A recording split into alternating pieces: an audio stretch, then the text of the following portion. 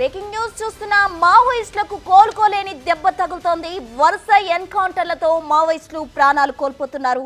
ఛత్తీస్గఢ్ ఒడిశా సరిహద్దుల్లో భారీ ఎన్కౌంటర్ జరగగా 14 మంది మావోయిస్టులు చనిపోయినట్టు సమాచారం.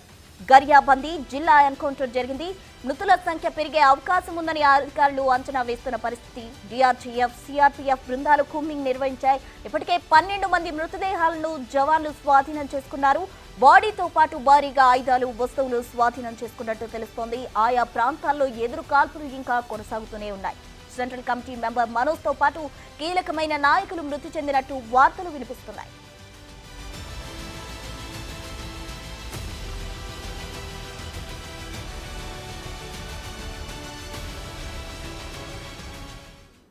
ఛత్తీస్గఢ్ ఒడిశా ప్రాంతంలో ఎన్కౌంటర్లు జరుగుతున్నాయి. దీనికి సంబంధించి పూర్తి వివరాలు మా ప్రతినిధి సురేష్ అందిస్తారు. సురేష్,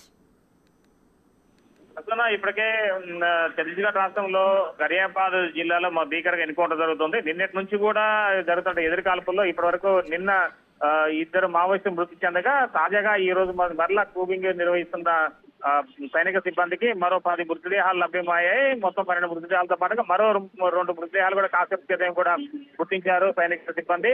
మొత్తానికైతే మాత్రం ఇంకా ఆ ప్రాంతం గరియాబాద్ జిల్లా మొత్తం కూడా చాలా వరకు కూడా ఆ ప్రాంతంలో కాల్పుల ఘటన కొనసాగుతూనే ఉంది. ఇంకా మృతుల సంఖ్య పెరిగే అవకాశం కూడా మెండుగా ఉంది. అయితే దీనికి సంబంధించి ఇప్పటికే ఆ ప్రాంతంలో చాలా వరకు కూడా అంటే గడిచిన ఈ నెల రోజులు చూస్తే మాత్రం ఇప్పటివరకు 47 మంది వరకు కూడా ఈ మావోయిస్టులు మృతి చెందిన నేపథ్యం అయితే ఉంది. దీనికి సంబంధించి ఇప్పటికే సిఆర్పీఎఫ్ సిబ్బందితో పాటుగా డిఆర్జీ సిబ్బంది, మరి ఒరిస్సా ఎస్ఓజీతో పాటు కోబ్రా దళాలు మొత్తం కూడా ఈ యొక్క పెసర్ ఫైటర్స్ వీళ్ళంతా కూడా ఆ గరియాబాద్ జిల్లా మొత్తం కూడా అడుగులు మొత్తం కూడా జల్లడబడుతున్న నేపథ్యం అవుతుంది. మరోవైపు అబుజుబర్గ్ అడుగుల్లో ఇది ఒక ప్రాంతం కావచ్చు. మొత్తానికైతే మాత్రం ఒకవైపున కాంకేర్ జిల్లా కావచ్చు, పెసర్ కావచ్చు, మరోవైపు చూసుకుంటే మాత్రం గరియాబాద్, మరోవైపు బీజాపూర్ ఈ పరిసర ప్రాంతాలన్నింటినీ కూడా ఇప్పటికే మావోయిస్టులు పైకి ఉన్న నేపథ్యంలో వాటన్నిటిని కూడా ఎక్కడికక్కడికి అంటే సోదాలు చేసుకుంటూ ఒకవైపున పైకి సాధిస్తున్నారు సైనిక సిబ్బంది. ఫలితంగానే ఇప్పటి వరకు అయితే మాత్రం మావోయిస్టులపై పైచే సాధించుకుంటూ భద్రతా సిబ్బంది విజయం